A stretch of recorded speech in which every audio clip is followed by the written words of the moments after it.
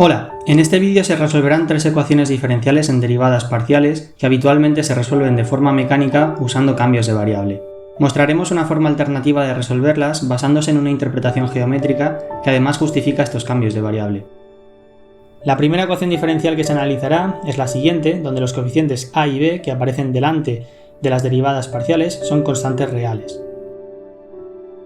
La función que se busca como solución es una función de dos variables, x e y.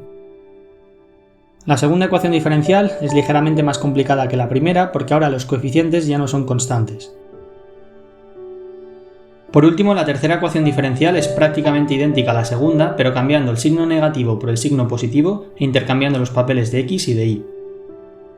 Cada una de estas tres ecuaciones diferenciales es lineal, es de primer orden porque involucra únicamente hasta derivadas primeras de la función, y es homogénea porque está igualada a cero.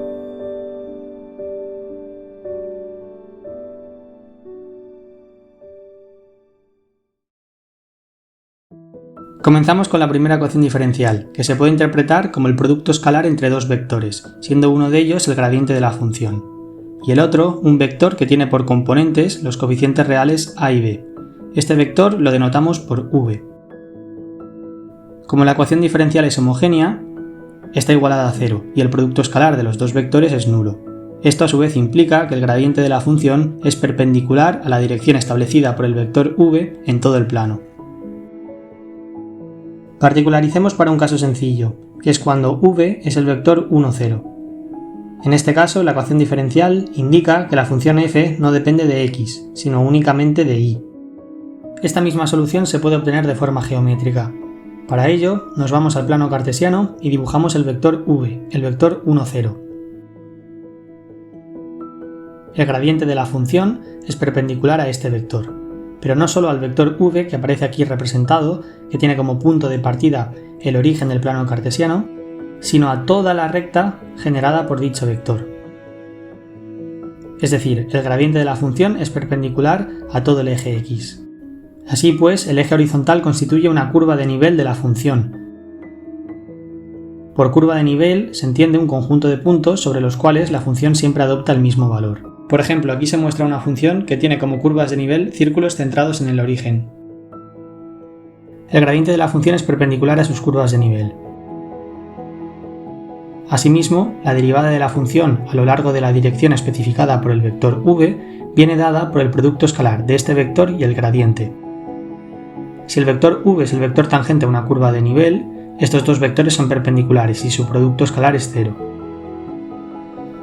Por eso, la función presenta un valor constante sobre una misma curva de nivel. Para este primer ejemplo, las curvas de nivel son las rectas horizontales paralelas al eje x. De modo que las siguientes tres afirmaciones son equivalentes. La derivada parcial de la función con respecto a x es igual a 0. Las curvas de nivel vienen dadas por las rectas con y constante y x libre. La función depende exclusivamente de y. Pongamos que v es ahora el vector 1, 2. Resolvemos la ecuación diferencial que queda utilizando un razonamiento geométrico análogo al de antes. Dibujamos el vector v y el gradiente de la función como perpendicular a este y a la recta paralela al vector, que constituye una curva de nivel de la solución. Encontremos la expresión analítica de las curvas de nivel de la solución. Volviendo al caso genérico. Estas son rectas que tienen como pendiente el cociente entre las componentes del vector v, es decir, b entre a. Cambiando el valor de la constante c se tienen las diferentes curvas de nivel.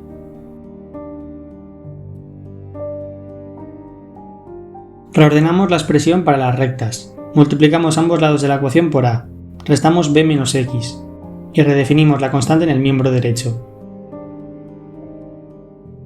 La solución de la ecuación diferencial adopta la siguiente forma, ya que sobre una misma curva de nivel la función se mantiene constante. En concreto, para el ejemplo aquí representado, la solución sería la siguiente. Notemos que este resultado es obtenido mediante una interpretación puramente geométrica. A continuación resolvemos explícitamente la ecuación diferencial empleando un cambio de variable. Pasamos de las coordenadas x, y a las coordenadas u, w. La transformación de coordenadas consiste en una rotación. Giramos los ejes cartesianos hasta hacer coincidir el eje x con la dirección dada por el vector v, obteniéndose así un nuevo eje, que denominamos eje u. De forma similar, lo que originalmente era el eje Y se convierte en el eje W. V, que era el vector 1, 2, en las nuevas coordenadas se convierte en el vector raíz de 5, 0. El motivo de la transformación de coordenadas es que la solución no depende de la variable u, ya que el eje u, así como cualquier recta paralela a este, constituye una curva de nivel de la función, como se ha discutido previamente.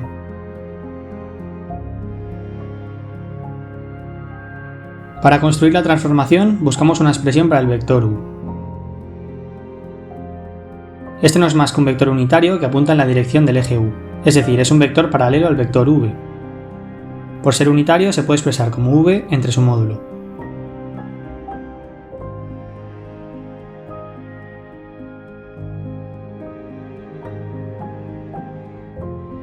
De forma semejante se construye el vector w, que es un vector unitario que apunta en la dirección perpendicular. Estas dos relaciones se pueden expresar de forma más compacta matricialmente. La primera columna de la matriz corresponde a las componentes del vector u en la base original, mientras que la segunda columna corresponde a las componentes del vector w. Por motivos que se esclarecerán más adelante, llamaremos a esta matriz J inversa.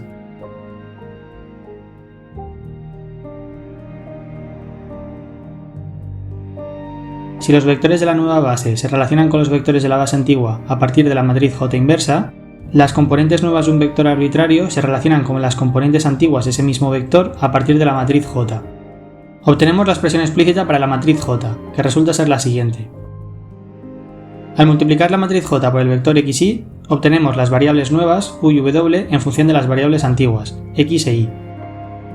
Por ejemplo, v en la base original era el vector AB.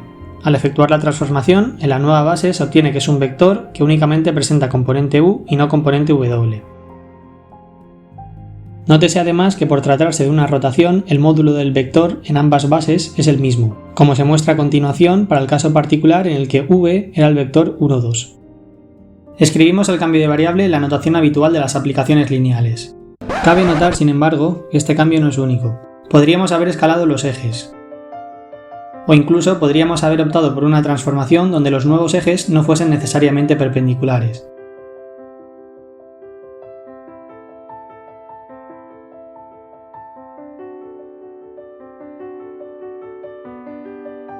Hemos optado por una rotación por facilitar la intuición del problema. Una vez se tiene la transformación, se lleva a cabo el cambio de variable.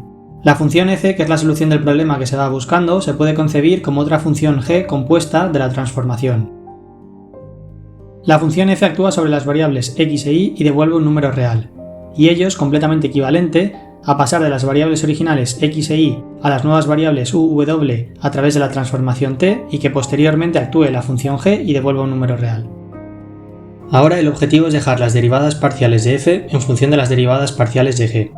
Para ello se tiene en cuenta que tanto u como w son funciones de x y de y, y se usa la regla de la cadena.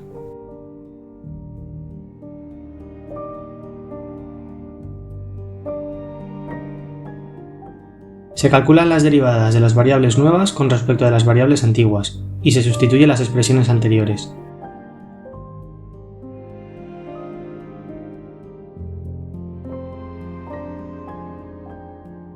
Alternativamente, se puede expresar la regla de la cadena en forma matricial. Y aquí se identifica la matriz de cambio de variable, la llamada matriz jacobiana. Esta es la razón por la que anteriormente se ha optado por la letra J para representarla. Ya estamos en disposición de resolver la ecuación diferencial. Sustituimos la expresión para la parcial de f con respecto de x, y hacemos lo mismo para la parcial de f con respecto de y.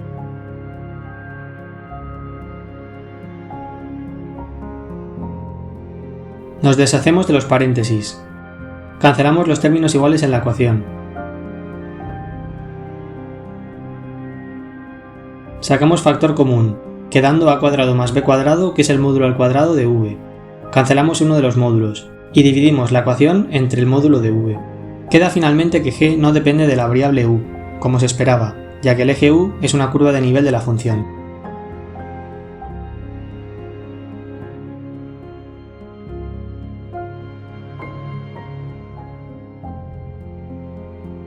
Deshacemos el cambio de variable.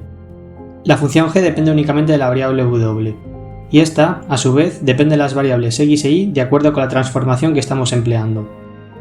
Sin pérdida de generalidad, multiplicamos el argumento de la función g por el módulo de v. Se obtiene finalmente que la función f, solución de la ecuación diferencial, depende de las variables x e y de la siguiente forma. Esta es la misma solución que se había obtenido previamente utilizando el razonamiento geométrico. Aun siendo una ecuación diferencial bastante sencilla, tiene aplicaciones físicas importantes. Una de ellas es la ecuación de transporte unidimensional, para la cual una de las variables es el tiempo, por lo que cambiamos la variable x por t para representar la variable temporal, y luego cambiamos la variable y por x. Los coeficientes a y b se convierten en 1 y v respectivamente. Este v no hay que confundirlo con el vector v que hemos introducido anteriormente. Según lo visto hasta el momento, la solución de la ecuación diferencial es una función donde el argumento es x menos v por t. Para interpretar físicamente la ecuación nos quedamos con una solución concreta de este conjunto infinito de funciones. Esta es una diferencia notable con respecto a las ecuaciones diferenciales ordinarias, para las cuales, aun habiendo infinitas soluciones, todas pertenecen a una misma familia de funciones, y difieren unas de las otras por una serie de constantes indeterminadas. Por ejemplo, la siguiente ecuación diferencial presenta una solución que es una función de tipo exponencial, donde la constante c se determina imponiendo condiciones iniciales. Esta otra ecuación diferencial presenta una solución de tipo oscilatorio. Por ser de segundo orden, son dos las constantes indeterminadas que hay, a y b. Sin embargo, una ecuación diferencial en derivadas parciales como la que se está estudiando aquí, no tiene como solución una familia concreta de funciones, sino un conjunto infinito más amplio. Es por ello que en la resolución de una ecuación en derivadas parciales es tan importante la propia ecuación como las denominadas condiciones de frontera. Pongamos por ejemplo que la función en el instante t igual a 0 presenta la siguiente dependencia de la variable x.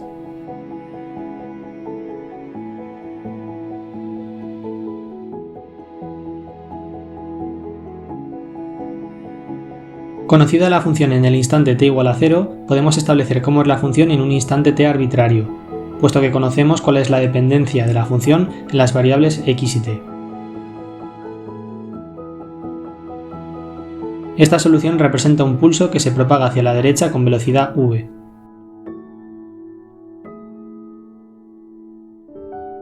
Si cambiamos el signo positivo en la ecuación diferencial por un signo negativo, el signo negativo que aparece en la solución de la ecuación se cambia por un signo positivo. Esta solución representa un pulso que en lugar de propagarse hacia la derecha se propaga hacia la izquierda. La ecuación de transporte con velocidad positiva tiene como solución una perturbación que se propaga hacia la derecha.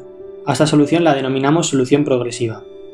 Por otro lado, la ecuación de transporte con velocidad negativa presenta como solución una perturbación que se propaga hacia la izquierda. A esta otra solución la denominamos solución regresiva. Ambas ecuaciones se pueden reescribir en términos de operadores diferenciales.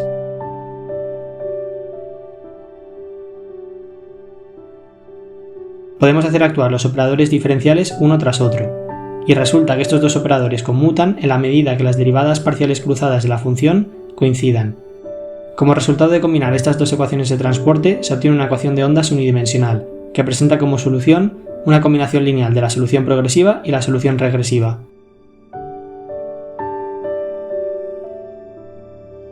Eso es todo por ahora. En el siguiente vídeo de esta serie se resolverán las otras dos ecuaciones diferenciales empleando la argumentación geométrica que hemos introducido en este.